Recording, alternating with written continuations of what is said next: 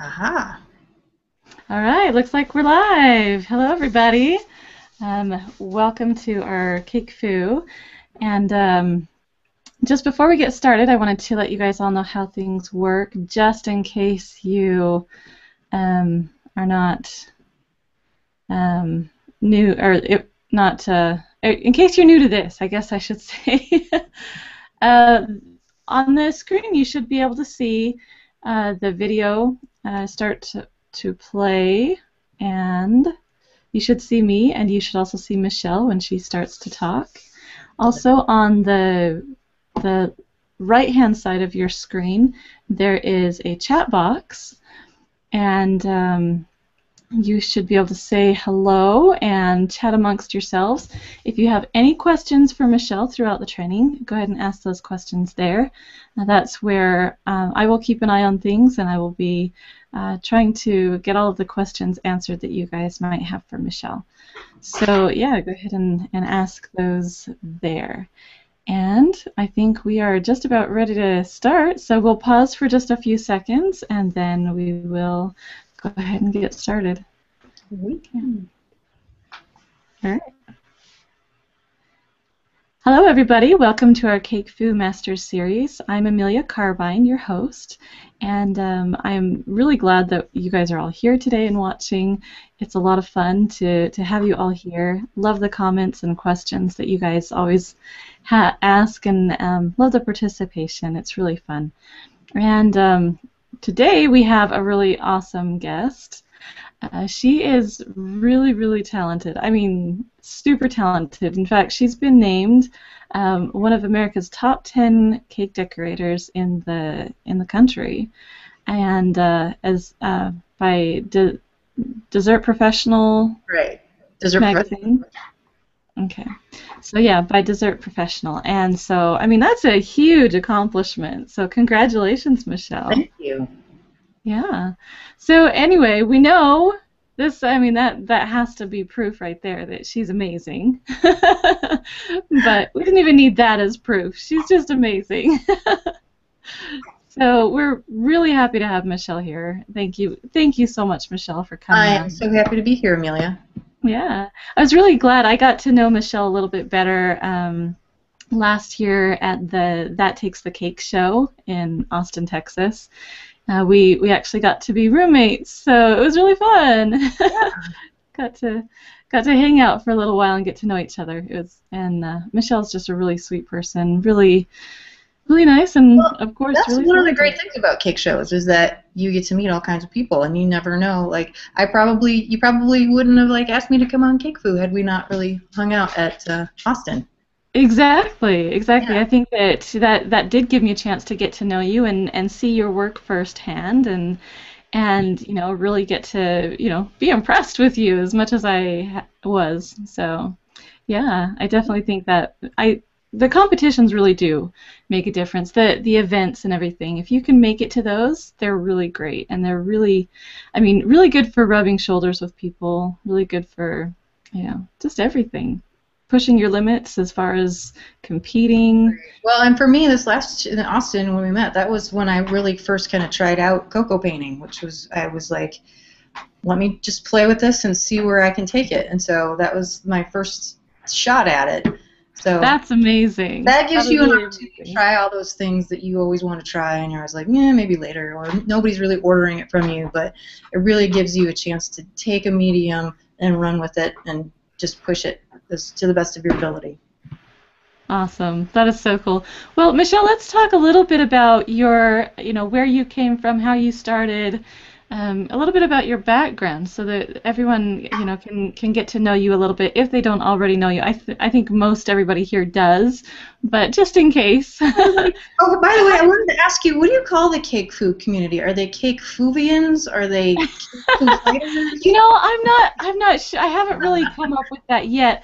I've kind of done cake fooers. Yeah. That doesn't sound all that great. So I thought maybe CFFs, I'm cake. kind of liking cake food fighters. What Oh do you yeah, think? cake food fighters. There you go. Love it. I don't know. We haven't really come up with an official term for our followers yet. Yeah. Maybe we can have a contest. Oh, good Fun. idea. I think maybe we'll start that today. Everybody go to our Cake Foo Facebook page once we get done with the training, and I'll start a little contest thing. I'll make a post, and you guys can help me decide what to call all of our followers. I think that'd be really fun. That would be fun. That's cool. All right, so Michelle, how did you get started into cake decorating? I had always been artistic, and I always loved to bake. My grandmothers are both bakers. My mom and my sister are both cooks. My mom and my sister both hate to bake. So if I ever wanted anything sweet around the house, I had to make it myself. So I was always baking at a really early age. And then, you know, I got older and I kind of fell into the art field. I studied art in college, got a job after college doing graphic design, illustration, that kind of a thing. But eventually, I worked mostly on the computer, well, solely on the computer, and I started to miss working with traditional materials and working with my hands. So I was looking for something, and I really wasn't sure what it was until that one fateful day that a lot of us can identify with. I was watching an early Food Network challenge. It was Mike McCary, Colette Peters. I can't really remember who else was on that show, but someone will remind me. And I went, oh my gosh, this is what I want to do. These people are making art out of sugar. Combine the two, and here I am. Yeah. Awesome. Yeah. Awesome. So you know, I think so many of us were inspired by those early days. Right. My intention always, too, was I don't like to do anything the normal way.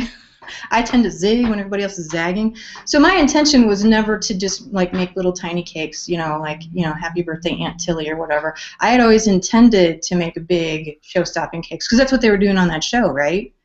So it was always my intention to kind of get into it and really see what we could do with the whole thing. Awesome. That's great.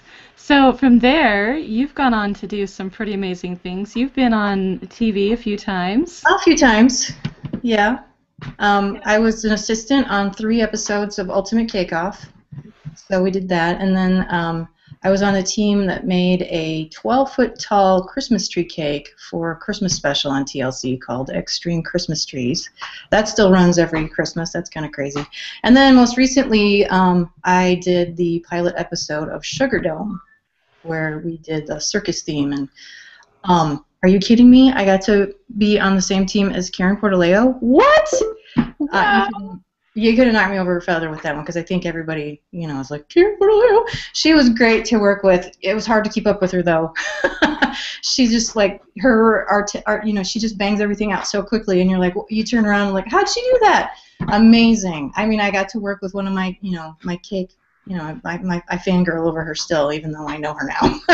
Oh, you know what? Karen is so amazing, and she's so nice, too. She's just a great person. Yeah, amazingly talented, and just to sit and watch her, and yeah, anyone for that matter. You know, I love to work collaboratively with other people, and that's what some of those shows give you a chance to do. And you can always learn so much just by watching someone working and go, oh, I never thought to do it that way, or oh, you know. So yeah, I will jump at the chance to work collaboratively with other people anytime I get the opportunity. That's really great. And you've done collaborative stuff with people like at Busch Gardens, is that? Right. I just got back from Busch Gardens. We have started this group called the Food Artist Group. It's a group of food artists who work in all kinds of different mediums, not just cake and sugar, but we've got pumpkin carvers, we've got ice carvers, we've got people who work in sugar and chocolate, and we basically it's kind of have artists, you know, will travel. So we've done, we did a edible fashion show in Chattanooga, Tennessee for a charity event where we all made different fashions, wearable fashions. They actually were on models out of different materials. There was bread and vegetables, and Liz Merrick made some amazing sugar headpieces and like collars and stuff. It was amazing. Vivian Tom, who's been on Cake Foo, she made a wafer paper wedding dress. It was stunning, just stunning. That is so amazing. Yeah, I did see those, and they are just spectacular. If you guys didn't get to see them, go check out. You probably have stuff up on your Facebook page, right? Oh yeah, it's the Food Artist Group has a Facebook page. So most recently, we just did, the food artist group just did Busch Gardens. They're wrapping up the last week, this week actually. It was a 6-week food and wine festival, so every week we had a team of 3 different teams of artists come in and work collaboratively on different pieces. So that's been fun. I got to work with Benny Rivera, Mark Lee, and my last week I worked with Vivian, so that was really great. Awesome. That is so fun. It's so fun. Well, congratulations on all of your successes and everything. That's just, it's fun to see the successes that other cake decorators have. And, you know, the great thing about this industry is that there's not a lot of people that get jealous over it. You know, we're just genuinely happy for you. You know, Right, right. It's great. So, Thank you, Amelia. Yeah. Okay, so let's talk about cocoa painting a little bit. So you did last year at That Takes the Cake, you did a competition piece that had the cocoa painting on it in just different shades of blue, and I just thought it was so spectacular. And you placed really well on it. How did you place? I got second on that. That cake was actually, I kind of went into that competition not really caring whether I placed or not, because it was sort of a personal challenge to myself. Because first of all, it was the first time I worked with the cocoa butter, so I just wanted to see how much I could push that. My roots are kind of in watercolor. I'm proficient at watercolor, and that's more of a traditional medium. So this being an edible medium, I wanted to see how far I could take it. And I also, my personal style tends to be very, very detailed. So that's kind of where I went with that one. And also, the second part of that was, this was the first cake that I ever packed in a box and checked on the plane. I did not carry it on. I checked it. And so that was a little bit of an experiment. So that cake, it just has mostly just cocoa painting on it. It doesn't have like sugar flowers or anything really fragile. I was kind of playing it safe in terms of trying to travel with it. So that's a whole other cake for traveling with cakes. I'm sure Liz might have a few things to say about that. Yeah. Yeah, definitely. Well, and it turned out gorgeous. It's in the background. If you guys look in the background, you can see that cake. It's right here. Here it is. It's right here. I'm not going to try and put it right in front of the camera, but if you want to, that's fine. You actually have a little piece that you're going to be working on that you can hold up and show people. Yeah, so that's fine. What I have is we call it practicing in the cake world. What we call it when we're doing an art project is we call it's a study. I've done a study. I did actually several of them here. I'm trying to hold it up to the camera. Can you see that? Here, let me do this so I can see what I'm doing. Oh, well, there we go. Okay, so that is just, I've got a piece of foam core here, and then I put a piece of fondant over it. So that was like a little practice for one of the tiers. I did. Gorgeous. Was when I was first. This is way bigger. That's pretty big, but you can see kind of how I work on it. And then this one was one that I started, and then I ended up not using this one because. Yeah, it looks pretty good on camera, but this one had quite a bit more detail in it, the other ones, and I was not getting it clean enough, and I didn't have enough time to do it the justice that I wanted to do. So that one didn't actually... I'm sure you're such a perfectionist at it. But yeah. It looks gorgeous on camera. Thank you. So yeah, it's like I didn't sit down and start painting on a cake. I did some trial and error. I made a plan. I tried out different colors because that's actually based on. Hang on. It's based on. I have this collection of transferware china. So you like that? So that's kind of where I got the idea from. I actually took some of my existing pieces that are in my collection, and I just took a picture of them. And then I transferred it to my computer. See, that's on paper. And then I actually manipulated it a little bit so that it would be, instead of curved like that, it would be flat. So if you've done any digital cake sketching, you probably already have some of the skills required to do that if you wanted to do that, such a thing. Awesome. Yeah, digital cake sketching is awesome. You guys should go check it out. Yeah. So the other thing, too, is that, one of the hugest compliments I got on that cake was sort of a backward compliment. Somebody somebody said, "Oh, that's not hand painted. That's a edible image." I'm like, "Thank you." So it is really detailed, and I wanted to share with you a little bit of how you might transfer an image, a highly detailed image, to a cake. It might be really commonsensical, but there's different transfer methods. You can use a copy cake or whatever. Sometimes that's hard to do if you're doing like a design on the side. You can take a piece of tracing paper, all those kind of traditional methods that you use to transfer design. But what I do is I'm trying to show it. Okay, so I've got my piece of paper, and what I'll do is I'll take little tiny manicure scissors. I could do it with an X-Acto knife, but I feel like I can get like more accurate cuts. I can get more rounded shapes with manicure scissors than I can with the X-Acto knife. Okay. So then what I'll do is I'll come and I'll cut away. The manicure scissors, do they have the curve on them, or? I have, happens to be a straight pair. I also have a curved pair that actually works a little bit better for doing the curves. So then you can see, let me hold it up to there. You can kind of see that I started to cut away at the design. And then what I'll do is keeping this bottom edge, because that's a really great thing to use as a guide, hold that up to my cake and then take a pencil and draw around.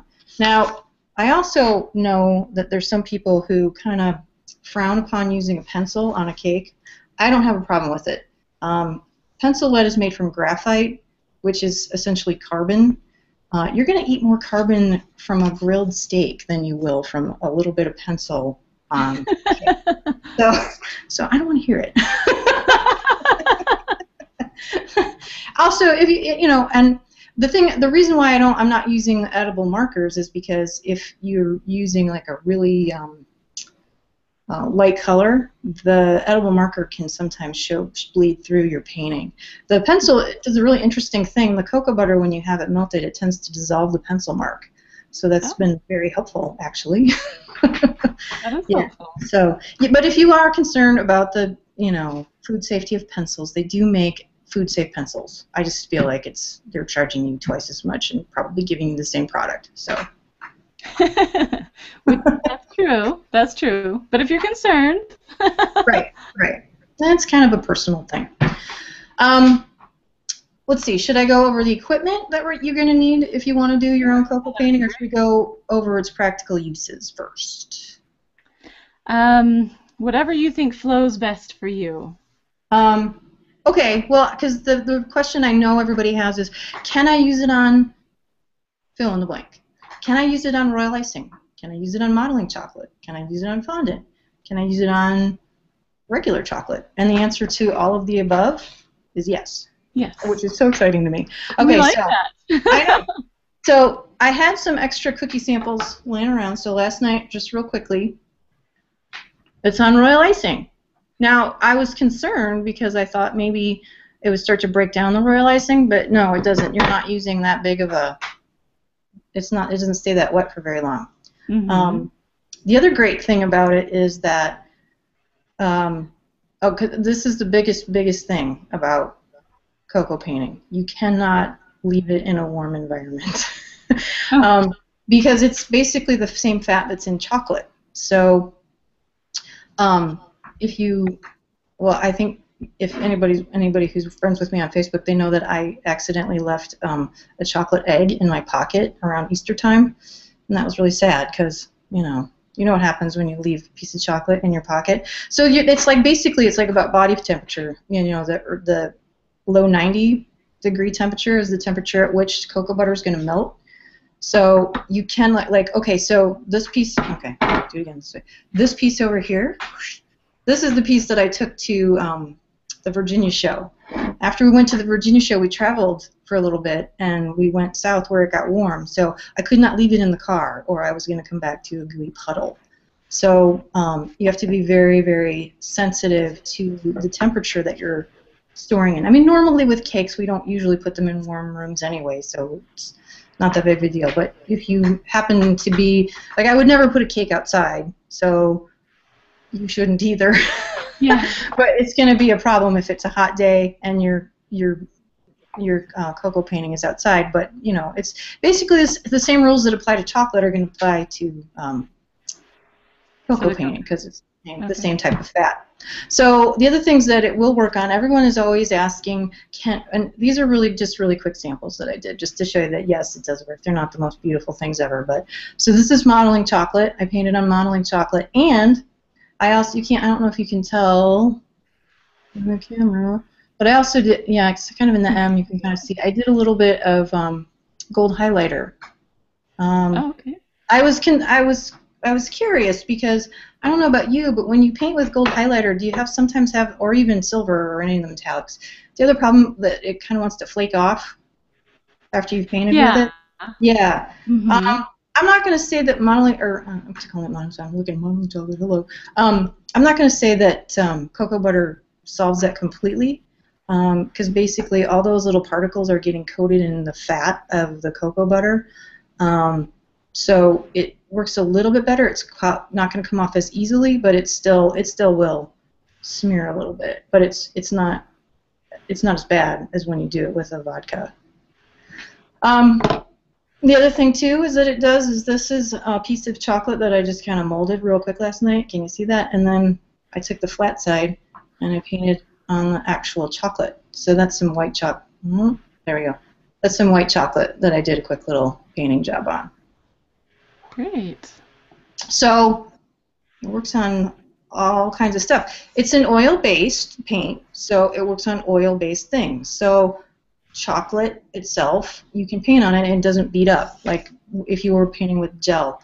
You know, like I'm sure most of the cake foo fighters, have painted with gels before. You know how that goes. Another benefit to the cocoa butter, yeah, that's what we're doing today, hello. The cocoa butter is that it has a longer open time than if you paint with gels. If you paint with gels and you use vodka, we use vodka because, or your extracts, because there's a high alcohol content in them, and when you're painting with it and trying to get that into a paint consistency, it dries really quickly, so it doesn't affect the sugar that you're painting underneath. So you want it to dry quickly when you're painting with gels. When you are painting with cocoa butter, it takes a while to set up, so you've got a lot of time, and everybody's familiar with the concept of open time, which is a phrase I just used a minute ago. I mean, when you're working with fondant, it's the time that you have from the time you roll it up till the time you put it on your cake and it starts to crack or whatever. That's your open time, is the time you have to work with that. So that's another nice thing that I like about it. Okay, so what do you need to do this? This is crazy. Okay, so here is my cocoa butter that I got off of Amazon.com. This was my first foray into it. This is just raw cocoa butter, so there's nothing added to this. You can see it kind of comes like in little chunks like that. Now, that smells so good. Oh my goodness. Oh, I bet. I defy you to find another painting medium that smells as good as this does. This is crazy. There's no sugar in it, so it doesn't taste that great, but it smells really wonderful. And then what I do is that I will figure out a way to warm it. Now, I know that everybody watching has some method of warming cocoa butter in their house right now. It could be the microwave, it could be a double boiler. I don't really like the double boiler because, as you know, okay, I'm putting a little chunk in here. See, this is my ramekin. Putting it in my ramekin. I don't like the double boiler because if you get a little dot or a little speck of water in it, it's going to seize on you. So if you can avoid a double boiler, you just eliminate that risk of having it seize on you. I like to use ceramic. Like this is my ramekin, and I also have a palette that I use, which is just a china plate. And the reason that I like to use china or ceramic is because it holds the heat better. Metal or plastic will cool off too quickly. The ceramic holds the heat really nicely. You can, and here's another thing. This was kind of funny.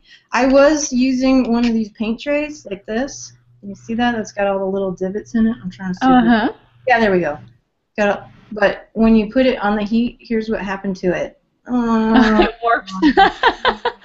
So you can use this. This isn't going to hold the heat as nicely, and you're going to end up with so there's that.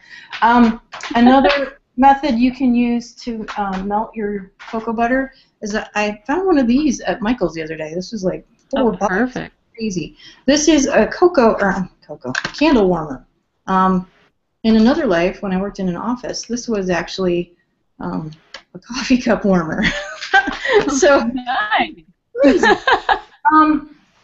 You can also use a heating pad, which is, what you're looking for is a nice, gentle, cozy heat. You don't want anything really hot, because if you get it too hot, you'll scorch the chocolate, and then it'll behave like it's seized. So you don't want to do that. But a nice, gentle heat, something around 90. If it's hot to the touch, it's too hot.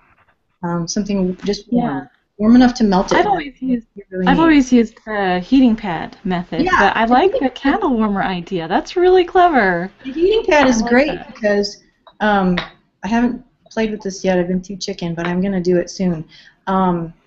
Is to airbrush with cocoa butter, and then if you put your metal airbrush down on a heating pad, it keeps everything all nice and melted inside your airbrush. So if you want to get crazy with that, go right ahead and tell me how it works out, because I'm going to try that later. But my preferred method, just because I feel like I have the most control over it, I'll show you what I use. And this is plugged in right now, so it's warm. Can you see this? It's an electric heating tray. I got mine at a thrift store. And if you're looking for one, you can pick them up very inexpensively. They were a huge thing for all the happy hostesses in the 1970s. They put their little hors d'oeuvres on them and had their cocktail parties, and you can feel very Mad Men if you want to. If you're really lucky, you'll find one with a really groovy mushroom design on it. Awesome. and like avocado gold and stuff. But I like this because I can put my big old palette on it, and everything stays nice and melted for me. The other thing too is this has a adjustable heating knob on it that I can mess with. But even this gets a little bit warm, and any other thing that you might use might get a little too warm. Like I said, if it's hot to the touch, it's too hot. You just want it nice and comfortably warm, just snug and cozy. So if you do have that, all you need to do is find a way to mitigate that heat. So there's a couple ways to do that. You can set your this is your regular cookie cooling rack. There you go, cooling rack. Put that right on top of the heating source, and then put your palette or what have you on top, and that keeps it. It kind of mitigates the heat a little bit. Or you can just put like a towel or something under it, so it's not directly touching that heat source. Mm-hmm. So the biggest challenge really is regulating the heat on your the temperature. Now, and also too, like I've got my ramekin here. Now I haven't put this guy on the heat yet. I'm going to put him here. That if I set him there, that's probably only going to take about 5 minutes for that to melt. But this is one that I did earlier. You can see that it's got color. That's okay. I can move that off the heat, and because it's the ceramic, it'll maintain that heat, and it'll stay liquid for longer. And yeah, I like the ceramic thing. Yeah. That's so smart. I really recommend working in the ceramic. The other thing you can use is you can use a crock pot set on warm. Same kind of principle. That's usually got a ceramic liner, so same deal. You can have your little ramekins and put those in your crock pot, and you're good to go. So, awesome. The other thing too that I wanted to touch on was, because I know, all right, I am going to bring this over here. No, I can do it with this guy. I don't have to move that over. Okay. All right, I'm going to tell you right now, yes, okay, that's a crazy amount of detail. I'm a special kind of insane. Not everyone has the patience to do that. So, it's like, oh my gosh, how did you do that? It was really just having the patience to sit down and do it. And how do I achieve that kind of detail? Well, it's about the brushes, really. If you've done any kind of painting, brushes are your best friend. If you buy inferior quality brushes, it kind of shows up. You can't really achieve that kind of detail with really bad brushes. So how do you know what's a good brush? You know? Ah, I don't know. I go with the ones with the plastic handles. That's all. Okay, well here's you guys are probably all familiar with this. This is just like a plastic craft brush. Oh yeah. That's not your friend. This is Yeah, like those are not good. You know what these are good for? I have these around for doing brush embroidery with. They make a really nice. Oh yeah. Okay. Right. I use mine for stirring things. There you go. Yeah. That'll work. And I have all kinds of different, I have a wide range of quality of brushes here. I've got, actually, this was a trick that I learned for doing really fine detail. This was a trick that I learned from Ruth Rickey, actually. She recommends, especially for doing really fine detail, I don't know if you can see this guy.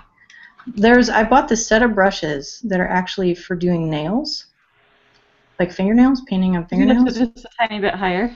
Yeah, here. Okay, I'm trying to get that next to my shoulder so you can see that. There you go. See this guy right here that I'm wiggling badly? That is basically, here we go, the tiniest ball tool ever.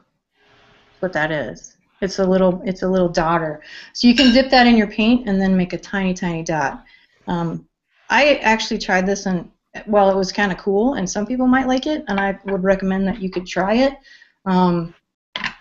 I didn't really like it. I like the feel of a brush. I feel like I have more control with a tiny, tiny brush. So how do you know you have a good brush? Well, this was a trick that my watercolor teacher taught me, and this is not necessarily a good brush. Let me see. All right. I'm not going to be able. I'm going to have to talk you through it because I don't know if you're going to be able to see me do this. To know you've got a really nice quality brush, you take and you wet, and don't do this in the store, but you wet your fingers and then you pull on the bristles like that, and if you can get it to come to a really nice, fine, sharp point, that's a good brush. If it kind of gets fuzzy and weird on the top, that's not really so great. You want to be able to have that really fine point and keep that fine point when you're working with it. Okay. So that's what you do. And also, what I tend to do is I've got like some Winsor Newton brushes, which are kind of a high quality. Trying to see what else I have here. Some Grumbacher. Those are, you get those in the art supply store, not so much in the craft. You can get them in the art supply section of the craft store, but they're going to be a little more expensive. So if you're nice to your brushes, they'll be nice to you. So what I'll do sometimes too is I'll just look for them in the clearance section, because the craft store by me always has a ton of stuff in the clearance section. So that's brushes. And I just prefer the tiny ones because that's just because I'm crazy that way. Me too. I have a whole ton of the little tiny ones. Okay. So to get down to the actual painting, okay, so it's been a couple of minutes since I put that chunk in the. Oh, I can't. I'm trying to get the light on this. Yeah, it's hard to. It's hard to see white on white. It's starting to look yeah. And yeah, it turns a little bit yellow, but you're going to use it in such a thin amount or a small amount that it's a tiny bit yellow, just like modeling chocolate is a tiny bit yellow, but it doesn't really turn anything horribly, horribly yellow. You don't have to worry about that too much. So I've got some other cocoa butter that's already melted here. And okay, so when I was doing this guy, I know that looks really complicated, and I never start without a plan. Like I said, I make myself a pattern and I follow it. But really, there's only 3 values going on here. There's a very, very light blue, and there's a very, very dark blue, and then there's one in the middle. So, like, here, let me do it this way. Okay. There we go. So, can you see that? Yep. Okay, so like take this leaf for example. There's like I even left some of the white here, and then there's the medium color, the medium shade, and then the dark shade. So I'm not like doing crazy blending and all kinds of nutty stuff. It's just dark, light, and medium. So one of the things to start practicing is to be able to achieve a dark, light, and a medium. Oh, you know what? I haven't even talked about pigments yet. So I have to give a shout out to the fine folks at the Sugar Art because they give me a lot of my colors. And I use exclusively powdered colors with cocoa butter. I've worked with powdered colors trying to mix them with vodka before, and sometimes the colors don't really stay true. For some reason, there's like a weird reaction that happens. But with cocoa butter, they stay nice and bright and vibrant, and it's really great to work with them with the cocoa butter.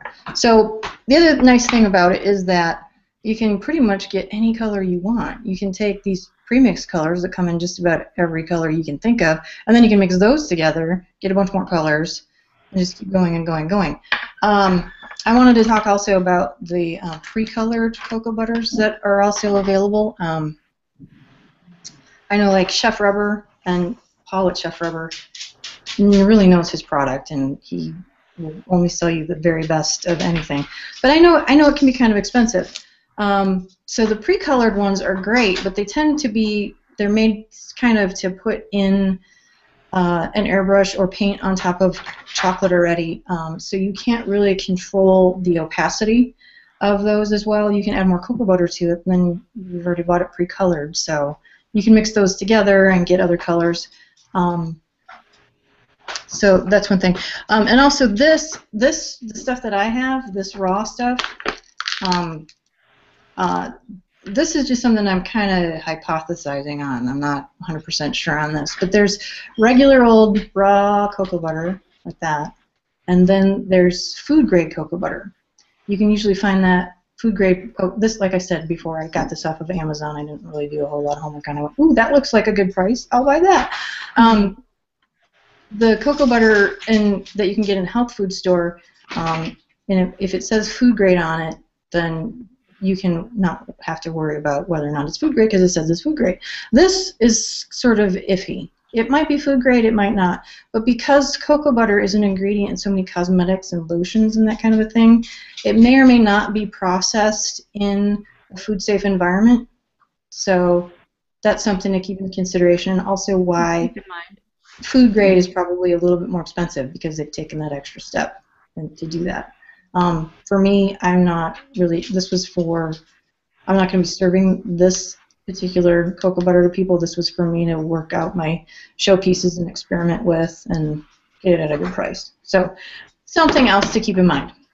That being said, what's that? I said that's a good tip. Good information. Yeah. So, like I said, you can, if you don't want to order it off of Amazon, you can find it in. You can also find food grade cocoa butter on Amazon, but you can also go to like a health food store, and they'll probably have it too. They'll probably charge you an arm and a leg, but you know, you do what you got to do. The other thing too is this huge thing. This is a pound, I think. Mm-hmm. Yeah, it's a pound. That's gonna last me forever. I have barely even scratched the surface on that. That is still pretty much a full thing. You only need a really tiny little bit to paint with. So in terms of actually painting, what I do, I already have my little palette going out here.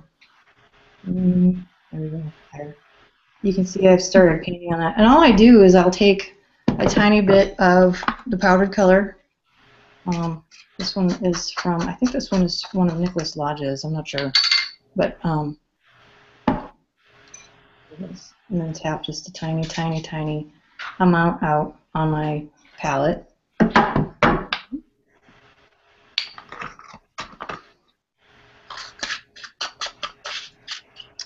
And then I'll take a brush. Hopefully it's a clean one. That's how it goes some days.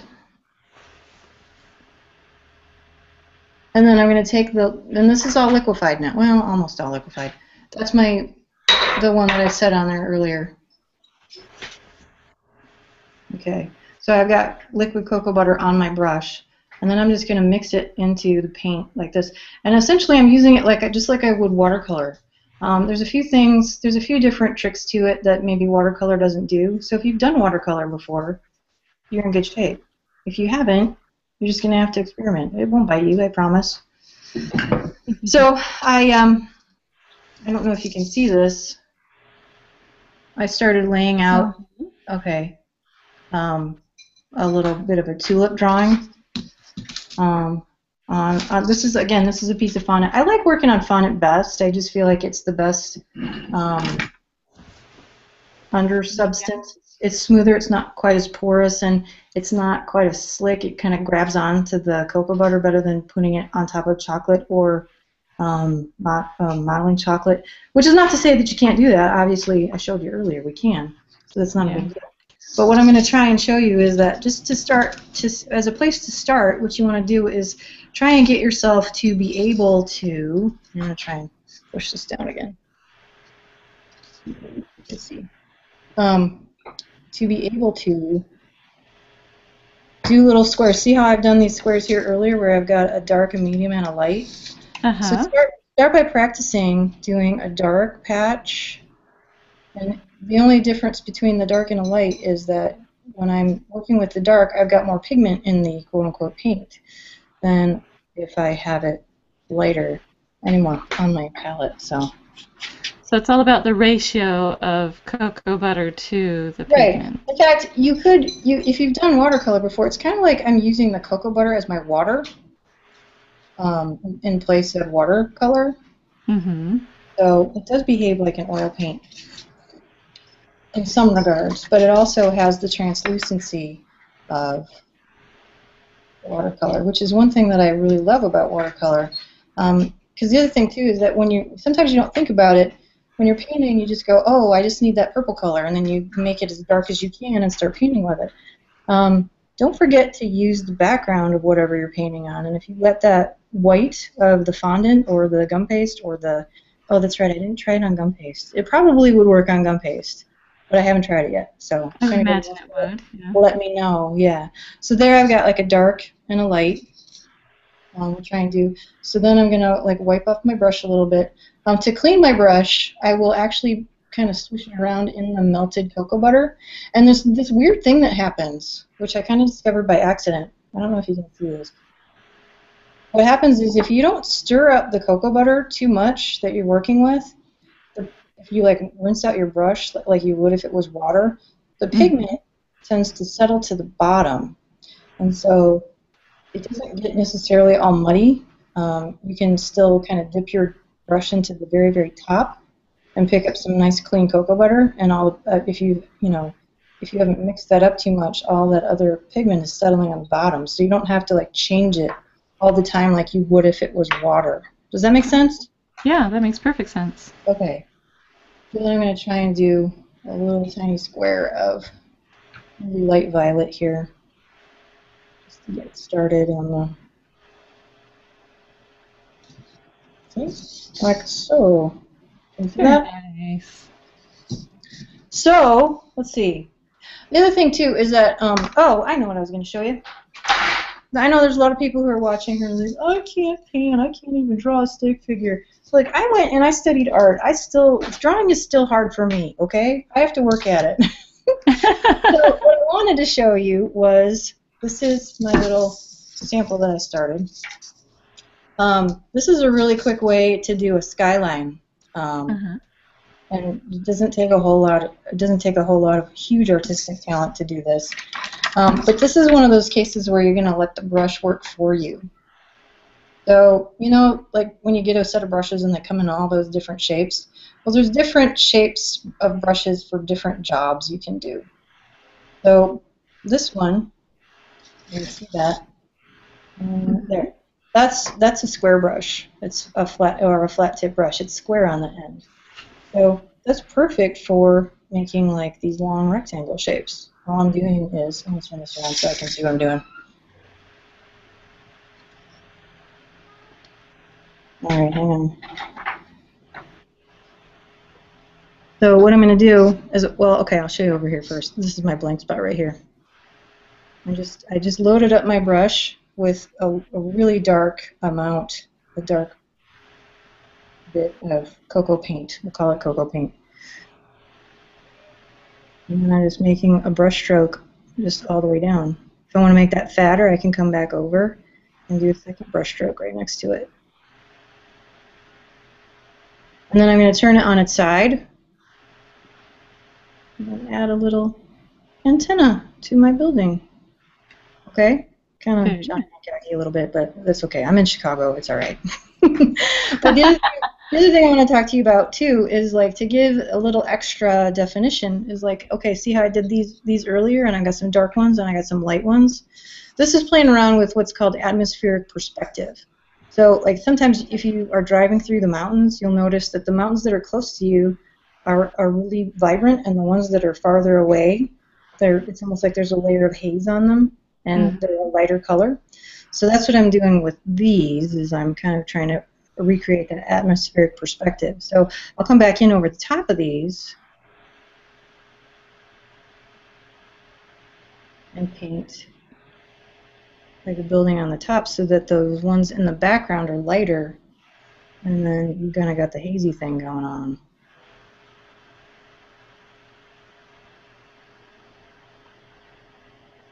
Very nice.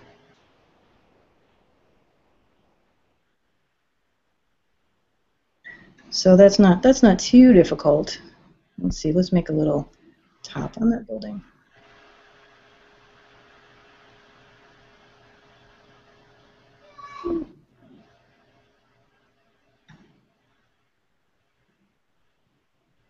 You know, and if you wanted to do an actual, like represent, you know, Chicago or New York, you could actually take a look and use some visual reference for what the buildings in that skyline are. And really, you know, do some accurate.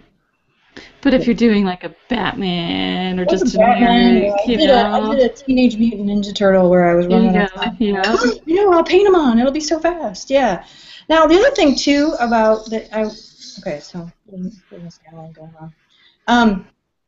Another thing too that's great about the cocoa painting is that, you know, if you've ever put a cake in the refrigerator and it got a little condensation on it, or you've got to run it through the rain, you know, usually we like to cover them, but sometimes things happen, and this is pretty much impervious to water.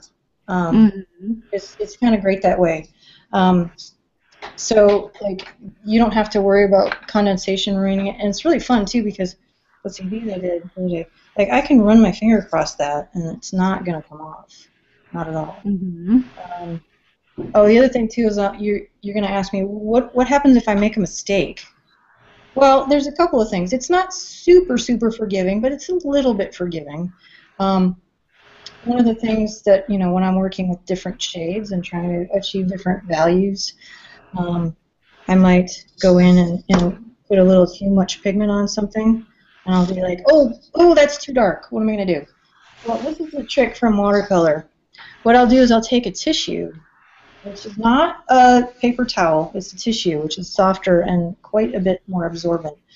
And then I'll just blot. Now that's quite a bit lighter. The other thing that you can do is, and this is for your little tiny mistakes, but let's just say, okay, I don't know if you can see, but I want to clean up the edge of, okay, see, I'm all black, I'm backwards, it confuses me, so just bear with me. I'll do it over here. I want to clean up this edge on this building, let's say. So I can come in, and I have in my X-Acto knife, and I'm just going to scrape away at the cocoa butter. I'm not gouging into the fondant. I'm just scraping that away. Perfect. And it doesn't really soak into the fondant. It's just sitting on the top. It might stain it a little bit depending on what color you're using. But it's kind of forgiving that way. And you just don't want to do that a lot. I mean, I suppose you could even come back if you wanted to do something crazy, come back and scratch out like little windows.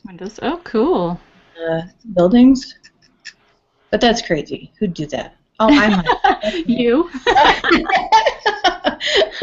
But like it does kind of mark up your fondant underneath, so you don't want to get too crazy with that, especially if you're doing a competition piece, because that's don't rely on that. Rely on it. Yeah. I mean, if you're having a jam, it'll help you out. So, any questions from the people? We have a bunch of questions actually. Oh, okay. One more thing. I know everybody's like, oh, but I don't know how to paint. Oh, do yourself a favor. Get yourself just a basic painting book like this. This has like all kinds of different techniques and projects and color theory to help you out. If you don't already own one, I recommend just getting a basic painting book, and so you can kind of figure out how to do anything with the painting book. So go ahead, questions. Go ahead. Essentials Painting Companion. Is that what that says? Yeah, that was a gift from my friend Bob Brougham. I have to give him a shout out. So yeah.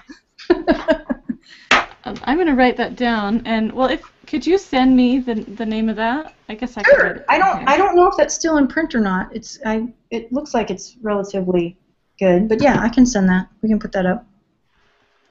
Okay, and I will post that on CakeFoo so that we can, if I can find it. It's probably on Amazon.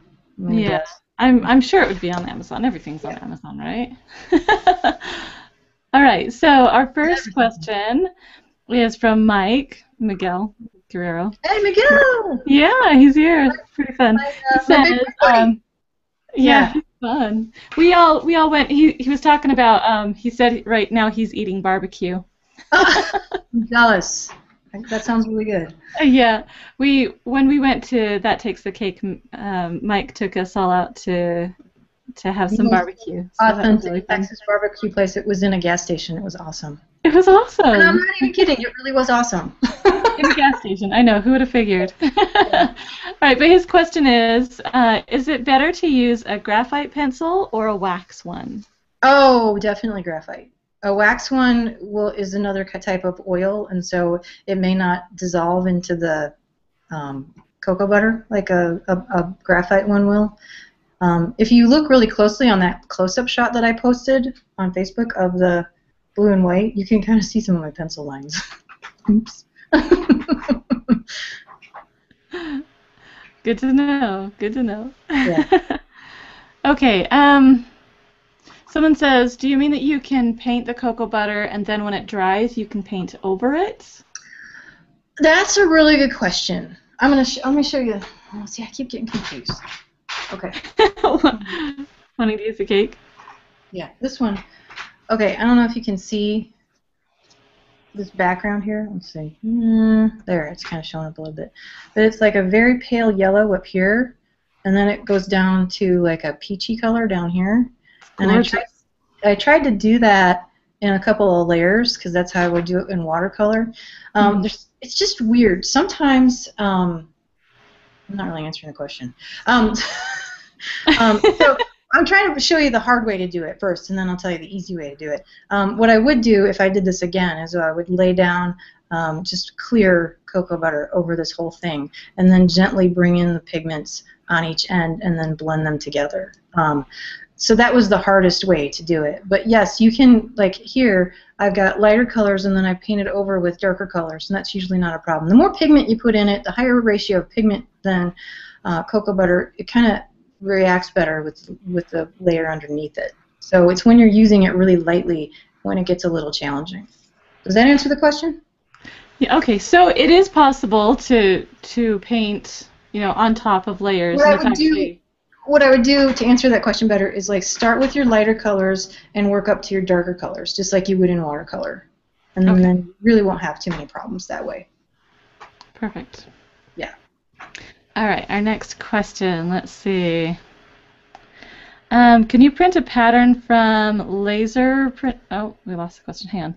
From a laser printer and transfer the pattern with vodka onto fondant. Will it affect the end product of the painting? I've never tried that. I've heard of that. Haven't tried it even without doing cocoa butter, but I imagine that if it evaporates, it should be fine. The only thing is that you might end up, if you're doing like a really light color that's transparent, you might end up being able to see whatever it is you transferred underneath that won't come off. But yeah, it sounds like it would work. Okay, good to know. All right, and then we have a question about the heating source to keep your cocoa melted. Someone said, "What about a griddle on really low?" Griddle Because a griddle with a warm setting would be also really great too. You just have to really keep an eye on that heat and make sure that it's just not hot to the touch. Again, you can use the you can put a cookie sheet on your griddle and to keep the to mitigate some of the heat, or you can put it on a folded towel or a hot pad or something inside your griddle, and that would probably work just fine. Yes, I meant to say griddle, and I don't have one, so I wasn't thinking of it. So yeah. Yeah, well, technically, you really shouldn't get your chocolate over like 100 degrees. Right. So, I mean, it's barely like just warmer than a room temperature. Right. It's just like I said, just cozy warm. Like, I mean, human body temperature is 98.6. So if you keep a piece of chocolate in your hand, it's gonna get melty. So that's a base point right there. Yeah. Yeah. So anything that can get over 100, 150 degrees, you need to start being careful. Yeah, even 100 is probably too much. Yeah. Yeah, definitely. Okay. Someone says that they use nail art brushes. Have you ever used anything? That's what these are. These little tiny ones, the ones that Ruth Ricky turned me on to. I have a whole set of them right here. They're all these pink handled ones like this. These are all nail art brushes. I got these on Amazon. Go figure. The only issue that I have with them is that they're hard to find. And when I did find these, they were very, very inexpensive. And I'm not saying that you have to pay a ton of money for a good brush, but I wish they were just slightly better quality. Okay. That's my only issue with them. But if you're just starting out and you want to have they're fine. I'm kind of a brush snob because I've been doing it so long, but that's just me. I can't remember the name brand of the brushes that I like to use. I think they're like Cornell. Oh, yeah. Yeah, that's familiar. Yeah. I'm just trying to see if I have any of those. I like them. The main reason why I like them is because they have plastic handles with a rubber grip, and I can throw them in the dishwasher. So, I know I'm lazy that way, but I feel like they have a decent brush to them. Yeah. Whatever. I say I'm a brush snob. Whatever works for you. I'm not gonna come over to your house and yell at you like, "That's the wrong brush. What are you doing?"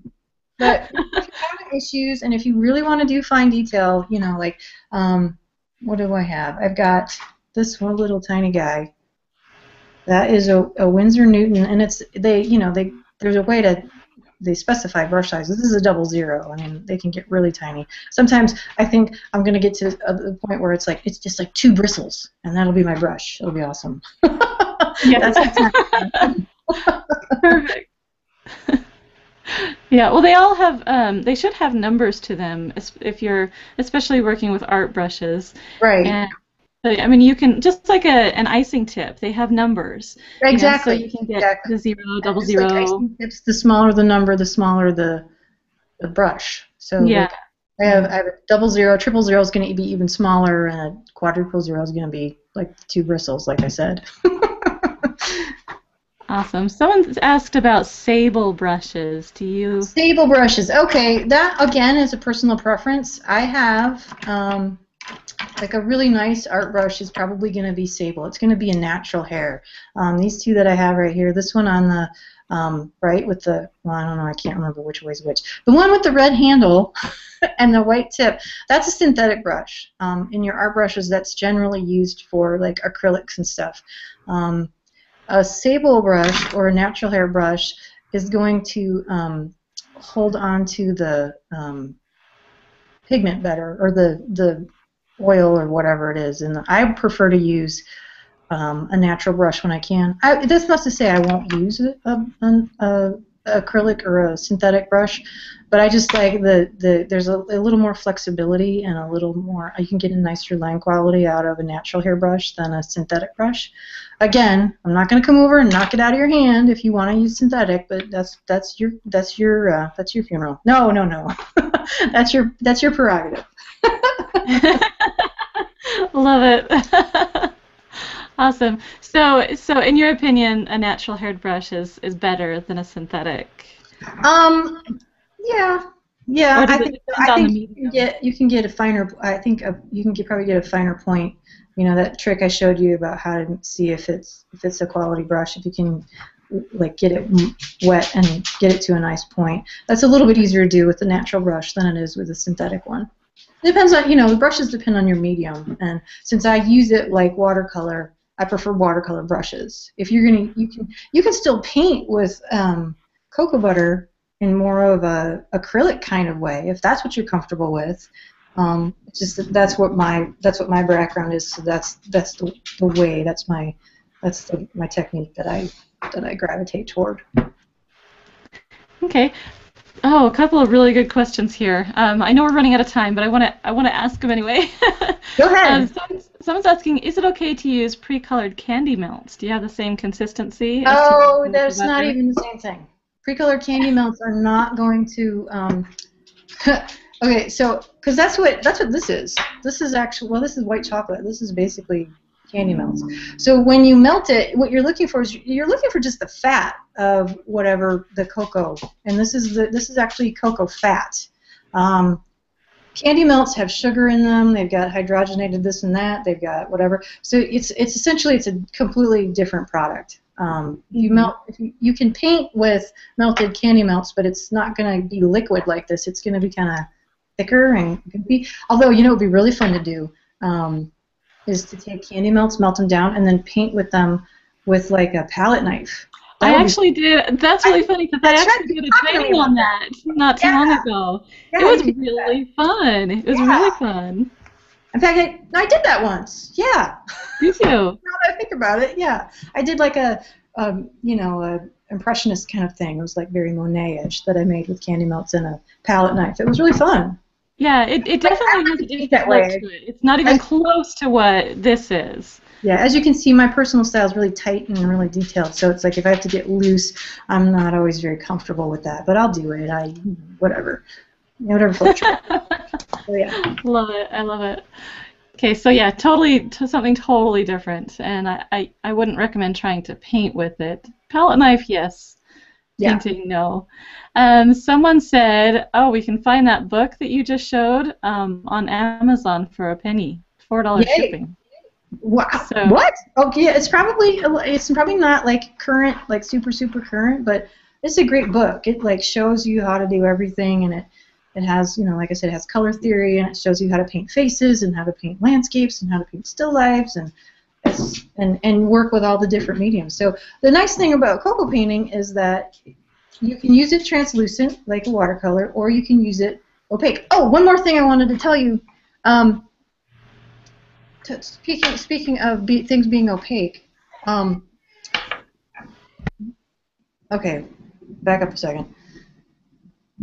I like to work with it so that it will become opaque if you add enough cocoa butter to it. Like I said, the cocoa butter behaves like water. Sometimes some of the colors that are like a pastel already, they have titanium dioxide in them to make them a pastel. When you add titanium dioxide to just about any medium, whether it's cocoa butter or isomalt or whatever, it tends to make it very opaque, like right away. So if you're painting with, if you're using a light petal dust, and it has titanium dioxide in it, it will turn your color a bit more opaque, maybe more opaque than you want it to. So it might be best to use a straight color as opposed to a pastel color, and then thin it down with the cocoa butter itself. Does that make sense? Oh, yeah, I think that makes perfect sense. Yeah, okay. Definitely darker pigments, basically, and you can get lighter from there. Right. Okay. Great. And our last question has to be our last one. So, this is a really good question.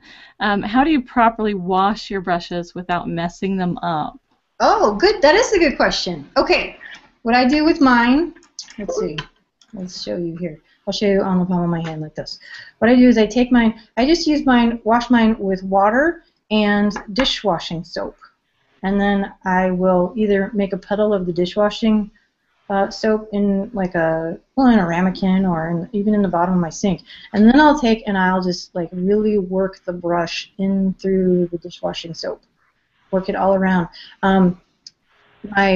watercolor teacher in college told me that what you really want to make sure that you do is that you get all the paint out of the ferrule, which is the metal part on your brush. If you leave paint in there, it's going to start to disintegrate your brush, especially if you paid a lot of money for a really nice quality brush. My dirty little secret is I'm really hard on my brushes. So, and then I read a good tip from Chrissy, actually, from Canada, Chrissy Boone. She said, don't dry your brushes this way, like in a, if you put them in a cup and dry them right side up, lay them down. I would never dry them on their bristles because that's going to mess up your tip. But if you dry them lying down, then you won't get all the water collecting in the ferrule and then causing you problems there. But make sure it's really, really clean all the way down to the bottom where it meets the metal, and then you're in good shape. Okay. Sometimes I have an issue with, I don't have a brush in front of me, but we'll pretend this pen is a brush. Sometimes I have a problem with the inside, not around the ferrule, but right inside the bristles. That's when you you just got to go back and really work the soap into it, and then rinse it, and then keep rinsing it and soaping it until it comes out clean. Okay. All right. Well, thank you so much, Michelle. This has been really wonderful information. And the hour went super, super fast. I can't believe it. It did. It always does. Yeah. It's amazing. It's amazing how fast an hour can go when you're having fun. So and if anyone has any questions, you can always contact me via Facebook, via my personal page, or my business page, Good Gracious Cakes. If you want to, go ahead and feel free to post any cocoa painting that you've done you want to share with me or anybody else on my preferably on my business page, because that's my cake page. But you can put it on my personal page if you want to.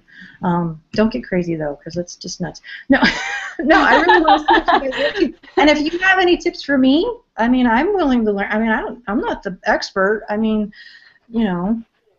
Let me know if I missed something and you're like, oh, did you know, blah, blah. I would love to hear that. Awesome, awesome. Well, yeah, if you guys, just like Michelle said, we love to see the work that you guys do from these trainings. It's so fun to see and to get messages from people to say, look what I did and thank you so much. So it's really fun to get those things. Or even just to be able to say, oh, yeah, like I know I get tons of questions about people who want to be able to paint on modeling chocolate, and they're like, oh, you can't do it, you got to airbrush it. Like people, you can paint on modeling chocolate, people. I'm here to tell you, you can do it. It's awesome. So do that and show me. Yeah. Awesome. Very cool. Well, thank you again, Michelle. Thank you so much. And thanks, everyone, for watching. And I guess we'll see you guys all next week. Okay, and I'm going to be looking for that contest to name the cake Foo Fighters. Yes. Oh, yeah. I'm going to go do that right now. That'll be really fun. That'll be awesome. So everyone head over to Cake Foo's Facebook page. We're going to start a little contest. Let's get creative and see what we can come up with, because we need a name for you guys. I think that'd be fun. All right. Have a good day. You too. Bye. Bye.